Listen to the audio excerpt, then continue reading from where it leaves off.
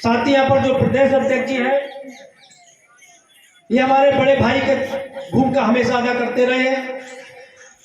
जब भी समय समय पर हमारे पार्टी ने अगर कहीं टेस्ट कर किया तो आपका दूसरे दिन या शाम को ही फोन आता था, दिलीप भाई आप किसी प्रकार की चिंता नहीं करना, ये आंदोलन है, जिम्मेदारी कभी छोटी या बड़ी नहीं होती है। पार्टी ने जो आपको काम दिया उस काम को करिए, आपका समय बहुत सुनहरा है। हमेशा हमारे हौसलों को बढ़ाने का काम करते हैं माननीय अध्यक्ष जी। मैं इनका भी इस भिंडी की धरती की तरफ से मैं बहुत बहुत आभार प्रकट करता हूँ, शुक्रिया अदा करता हूँ। सम्मानित साथियों, आज जो आपके इस बेटे को केंद्रीय कोऑर्डिनेटर बना करके जो पार्टी ने जो भरोसा जताया है, और जिस दिन 29 तारीख को जैसे ही घोषणा हुई, मुझे अंदाजा नहीं था कि मुझे इतना आशीर्वाद मिलेगा लोगों का। पूरे प्रदेश में नहीं बल्कि अन्य जो बगल के प्रदेश हैं, उन प्रदेशों से भी लोगों की बधाइयां आई। तब मुझे एहसास हुआ कि अगर इस आंदोलन में अगर आप ईमानदारी से लगे रहे तो आपके साथ बहुत सारे लोग खड़े होंगे। और जब भोपाल की धरती पे गया, कल ग्वालियर की धरती पे गया, मुरैना की धरती पे गया, तो वहां भी लोगों के चेहरों पर मुस्कान थी और लोग इस फैसले का बहुत ही गर्मजोशी के साथ स्वागत कर रहे थे। और आज इस भिंड की धरती पे जैसे ही हम लोगों ने कदम रखा, मैं धन्यवाद करता हूं जाबाज कार्यकर्ताओं का, उन साथियों का जो सुबह 10 बजे से हम लोगों का इंतजार कर रहे थे। हम 2-3 घंटे लेट भी हुए, लेकिन उस दौरान भी वो खड़े रहे, जमे रहे।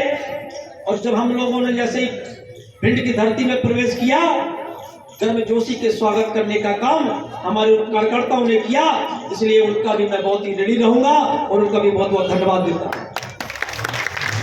साथियों, निश्चित तौर से जो आज आप लोगों ने हम पर आशीर्वाद देकर के जो ऋण हमारे ऊपर चढ़ाने का काम किया है, मुझे नहीं लगता कि मैं इस जिंदगी में आपको इस ऋण को पूरा कर पाऊंगा, क्योंकि जो दिल के साथ मैंने किसी को कहा भी नहीं, लेकिन दिल के साथ अगर आप लोगों घर से निकल के आए, लोगों के फोन अपने वाहनों के माध्यम से अगर वो आए, तो मैं समझता हूं आपका बेटा, आपका ये भाई हमेशा जिंदगी की अंतिम क्षण तक आपके सुधार का ऋणी रहूंगा और आपको सम्मान करता रहेगा। इस मौके पर इतना आपको भरोसा दिलाना चाहूंगा कि जो आप लोगों का भरोसा है, तमाम प्रकार की अफवाहें हो सकती हैं, क्योंकि विरोधी है, विरोधी बहुत साजिश करते हैं बीजेपी और कांग्रेस के लोग। हमारे बीच से ही लोगों को तोड़ करके तमाम भ्रम फैलाते हैं। हमेशा ये उनकी चालें होती हैं, तमाम प्रकार की बातें करेंगे, लेकिन मैं आपको ये भरोसा दिलाना चाहता हूं कि आपका बेटा, आपका भाई कभी कोई ऐसा काम नहीं करेगा जिसके आपका सर झुके। हमेशा आपके मान सम्मान के लिए, हमेशा आपके हक अधिकार के लिए ये बेटा, ये भाई आपके लिए लड़ता रहेगा जिंदगी की अंतिम सांस तक। मैं इस मौके पर इतना ही निवेदन करना चाहता हूं कि जिस प्रकार से माननीय बहन जी ने आपके इस बेटे को आशीर्वाद दिया और भरोसा किया है, और माननीय बहन जी ने 29 तारीख में हम लोगों से कहा भी, जब हालांकि मध्य प्रदेश के हम 4-5 लोग थे, उनको बुलाया माननीय सांसद जी और अध्यक्ष जी, तो उन्होंने कहा भाई हम चाहते हैं कि उत्तर प्रदेश के बाद मध्य प्रदेश भी खड़ा हो। हम चाहते हैं कि मध्य प्रदेश उत्तर प्रदेश से कम न रहे। हम चाहते हैं कि मध्य प्रदेश में भी बहुजन समाज पार्टी तीसरा विकल्प बन के आए। हम चाहते हैं कि आप लोग आने वाले समय में बहुजन समाज पार्टी को सत्ता में लाए जिससे महापुरुषों का सपना पूरा हो सके। ये उम्मीद माननीय बहन जी ने आप मध्य प्रदेश के लोगों से की है।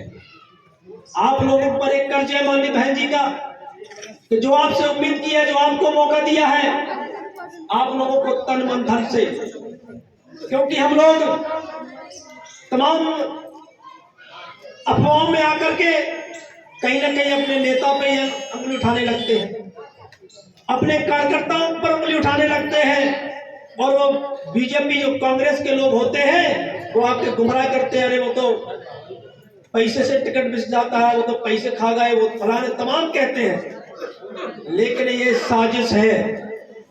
अगर आप बहन जी ने कहा, आपने देखा हो लोकसभा के ठीक पहले एक रिपोर्ट आई, उसमें तमाम छोटे दल, बड़े दल, राष्ट्रीय दल, उनके एक रिपोर्ट आई, उसमें आया कि फलानी पार्टी को, बीजेपी को 5,500 करोड़ रुपए चंदा मिला, कांग्रेस को 4,500 करोड़ चंदा मिला, समाजवादी पार्टी को 450 करोड़ चंदा मिला। तमाम छोटी छोटी पार्टियां थी जिनको धन्ना सेठों ने पैसे देने का काम किया। लेकिन आपको गर्व होना चाहिए, आपको फख्र होना चाहिए, बहुजन समाज पार्टी एक ऐसी पार्टी थी जिसको 1 रुपए का भी चंदा किसी धन्ना सेठ ने नहीं दिया। ऐसा नहीं है कि मिलेगा नहीं। मैं छोटा सा उदाहरण आपके बीच में रखना चाहता हूं। अभी कुछ महीने पहले अंबानी के बेटे की शादी थी। अंबानी के बेटे की शादी में उसने सभी राष्ट्रपति, प्रधानमंत्री से लेकर तमाम नेताओं को बुलाया। माननीय बहन जी के यहाँ पर भी फोन किया, पहली बार किया, बहन जी नहीं आई फोन पर, दूसरी बार किया, नहीं बात की, तीसरी बार खुद अंबानी ने निवेदन किया कि एक बार बहन जी से हमारी बात तो करा दो। तो आगे सेक्रेटरी थे, उनका बहन जी अंबानी खुद फोन कर रहे हैं और कह रहे हैं बहन जी से हमारी बात करा दो। बहन जी ने कहा ठीक है भाई, आधे घंटे का टाइम दे दो, आधे घंटे बाद बात करेंगे। उसके बाद फिर चौथी बार जब अंबानी का फोन आता है, बहन जी बात करती हैं। अंबानी कहते हैं बहन जी हमारे बेटे की शादी है, हम चाहते हैं कि आप उसको आशीर्वाद दें, उस शादी में शामिल हो। माननीय बहन जी कहती हैं आपके बेटे की शादी है, हमारा उसको आशीर्वाद है, लेकिन पार्टी का इतना काम है कि मैं आने में असमर्थ हूं। साथियों सोचिए, अंबानी जैसा व्यक्ति जिसके आप तमाम प्रधानमंत्री और मुख्यमंत्री नाक रगड़ते हैं, तमाम पार्टियों को चलाने का काम करता है, क्या माननीय बहन जी के अगर वो कह दें कि मैं भाई 1,000-2,000 करोड़ की जरूरत है, तो वो तो एक पल नहीं लगाएगा, तुरंत पैसे भेजने का काम कर देगा। लेकिन आपको फख्र होना चाहिए, जो लोग कहते हैं कि भाई पैसा कहाँ चला जाता है। इस देश में बहुजन समाज पार्टी किसी पैसे नहीं लेती है, अगर लेती है तो आपसे साल में एक आध बार लेती है, क्योंकि बहन जी चाहती है कि हमारा ये मूवमेंट है हमारे लोगों के सहयोग से चले, हमारे लोगों के सहयोग से चले। इसलिए वो एक साल में एक बार कहती है कि मेरे बहुजन समाज के लोगों, हमें कोई ऐसी किसी अंबानी और टाटा के सामने हाथ न फैलाने पड़े। ये आंदोलन पवित्र आंदोलन है, ये पवित्र आंदोलन आपके पैसे से चलना चाहिए।